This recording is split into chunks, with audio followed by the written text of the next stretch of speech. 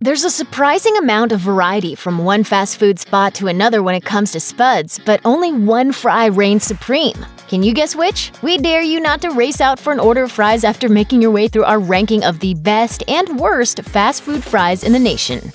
Has anybody ever not had an order of White Castle fries where at least half of them were not crispy at all? The Castle does a lot of things well, but their crinkle-cut style fries aren't one of them. If they're not limp, then they're almost always lacking in salt. It's definitely not an issue of just one location not having its act together either. This is true no matter what Castle you choose to frequent. Yes, Dairy Queen does fries, but they probably shouldn't. Hit up DQ for a burger and some fries and you'll start questioning your life choices because you'll be paying way too much for a not-so-great meal. Fries aren't tough to get right, but part of DQ's problem seems to be getting them cooked completely, and that results in nothing but sadness. But here's the thing, Dairy Queen actually gets some points for their fries because you can make them better. Use them to dip in some ice cream and suddenly they're… Perfect! Shake Shack is the hippest of hipster places, with lines out the door for their burgers. The Shack had quite a blunder in 2013, though, when they switched fries from their crinkle cut to something more in line with their image, fresh cut. It didn't work. They went back to the original style and took out all the bad stuff to make a fresh, frozen crinkle cut fry. But it's still not very good. Johnny Rockets fries are made with the skin on, which is awesome, and really the only way fries should be made. The problem starts when you add things like cheese, chili, and bacon, which is exactly what tends to happen when you're at Johnny Rockets. That's when they tend to turn into a mushy mess because a lot of the time, they just don't stand up to the topping. Skip the chili, get the fries, and you'll skip the regret too.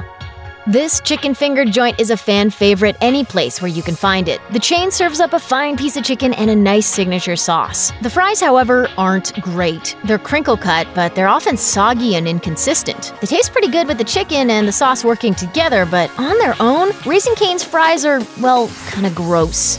There are certainly people walking among us who think waffle-cut fries are superior to regular fries, but those people are wrong. If they were right, Chick-fil-A wouldn't be the only chain selling them. Chick-fil-A's waffle fries feel like the potato wasn't sure if it wanted to be a chip or a fry, and this odd compromise is what we get. If you get a fresh order that's crispy because they've been cooked a little longer, the fries will taste pretty good. They also pair nicely with Chick-fil-A's various nugget sauces, which is what you'll need to have in order to give these bland potatoes a bit of flavor. In-N-Out Burger is known for making everything in-house, from their hand-formed burger patties to, yes, their french fries. The fries are hand-cut and cooked in 100% sunflower oil, then sprinkled with salt, which sounds like a winning combo, but unfortunately they fall flat. If you order a regular fries, they're typically pale and lacking in crispiness and flavor. You can go off-menu and order well-done fries, but if you have to go through that trouble just to make your food taste good, then that's a sign the classic recipe isn't working out. But we're working really hard. You're not working hard enough. I need results. The fries here are good enough, but they're certainly not the stars of the menu. The natural cut fries have a little potato skin left on them for texture, which, of course, can be a positive or a negative depending on your preference. Regular fries not your thing? Then try the ones topped with truffle cheese and bacon. Even with those tasty fries, we doubt you'll be completely satisfied with your order. Even when smothered in sauces, these fries aren't tasty at all. In 2018, Taco Bell introduced nacho fries to their restaurants. These crispy fries are different from their burger chain counterparts in that after they're fried, they're coated in a signature Mexican seasoning blend. Then they're served with warm nacho cheese sauce. Believe it or not, these fries deliver. The potatoes themselves are crispy outside and soft inside, and the Mexican seasoning blend is just spicy enough that the nacho cheese sauce dip has a cooling effect. They're indeed worth a try, but we have to warn you, they're only available occasionally and they come pre-seasoned. So if you don't love that blend of spices, it looks like you're out of luck. No offense, but bad luck really seems to be following you around. If you go to Popeyes, you could get an order of the chain's Cajun fries as a side to your chicken, but honestly, you might be better off with a buttery biscuit. The fries aren't that bad, but there are some notable flaws. They have a crispy coating, but it seems like some sort of flour or cornstarch batter, and the fries themselves don't have that ultra-crisp exterior you hope for. They're actually kind of floppy beneath the coating. As for the seasoning, it's decent, but verges on the side of a little too salty. And if you're gonna call something Cajun, it better set our taste buds on fire. It's not so bad. It's more tingly than hot. Yeah.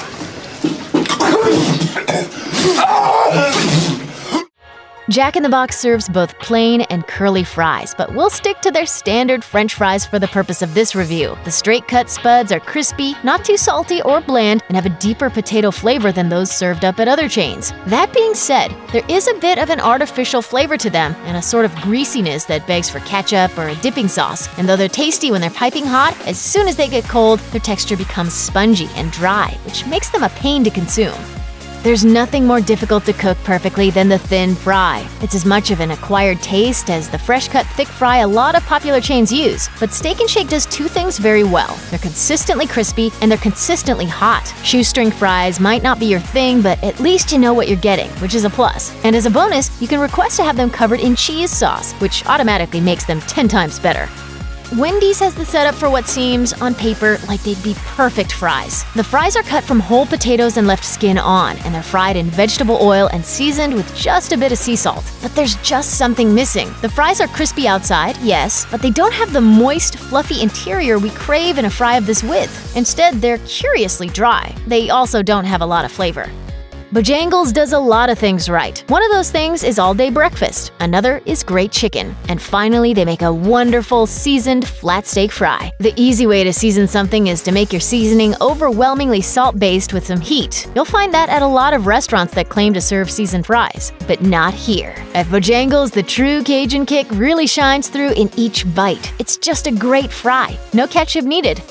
We're gonna go out on a limb and say that most A&W diners visit the place for its root beer, but this eatery also makes delicious French fries. Although they're not the best we've had, we wouldn't turn them down, and we definitely wouldn't share them with a friend either. There are several sacred things in this world that you don't ever mess with. One of them happens to be another man's fries.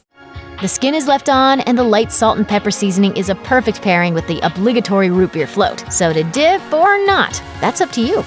In a world of generic fast food French fries, Arby's curly fries are an outsider. They're a bright orange color, and when every other fry plays it straight, Arby's look like corkscrews. The bold yet not overwhelming peppery seasoning pairs up perfectly with Arby's roast beef sandwiches. Most of the time, Arby's curly fries have an extra crispy texture to them, though you may get the occasional random fry that could have used a little more deep fryer lovin'. Either way, they're superior in all aspects, hands down. A taco place with great fries? This doesn't make sense. But you know what Del Taco is? Familiar. Their crinkle-cut fries have a taste you've had before, just like the ones Mom made for you on a Wednesday night. They're not trying to be anything fries shouldn't be, like one of those other taco joints we can think of. Their inviting flavor makes a trip to a taco joint just for fries so worth it. I'm hungry. Let's get a taco. Burger King employs a strategy that includes a classically uniform and crisp food fry, but made thick, like a hand-cut restaurant fry. Burger King's fries are made from real potatoes, but they utilize potato starch, rice flour, and a few other choice ingredients to boost the crunch factor and seasoning. What they're missing is flavor. Unfortunately, these fries can be a little bland. Drenching them in ketchup definitely helps. And they're by no means bad, but Burger King's fries aren't the best of the bunch. A lot of people may not realize that Wingstop even sells fries, but it turns out this is one of the best items on their menu. They start with hand-cut potatoes, which are then fried until crispy and tossed with the chain's signature seasoning blend. The seasoning adds a light, salty, peppery, and sweet bite to each fry, bringing out the caramelized notes of the fried potato. That being said, they do have a homemade vibe, meaning some fries remain softer while others get extra crunchy and browned. It's a textural wonderland. Add a side of dipping sauce if you're feeling fancy, and these hearty fries can be your whole meal. Every fast food chain on the planet should be second-guessing their fries because of Five Guys. Hand-cut fries? Check. Generous helping? Check. These fries have the perfect amount of salt on them every time and have a texture that sits right in the sweet spot of being crispy without being dry. Sure, they might cost more than whatever sad potatoes Burger King is handing out, but buddy, they are so worth it. This isn't some hipster list where we name something you've never heard of and declare that to be the greatest. Some things are classics for a reason, and that can definitely be said of McDonald's fries. Each fry is skinny with a thick layer of crispy potato yielding to a moist, fluffy interior. The ratio of crunch to soft is spot on. They're the perfect combination of potato, savory beef flavoring, salt, and crunch. It's not hard to understand why everyone loves their fries so much. Check out one of our newest videos right here. Plus, even more mashed videos about your favorite stuff are coming soon. Subscribe to our YouTube channel and hit the bell so you don't miss a single one.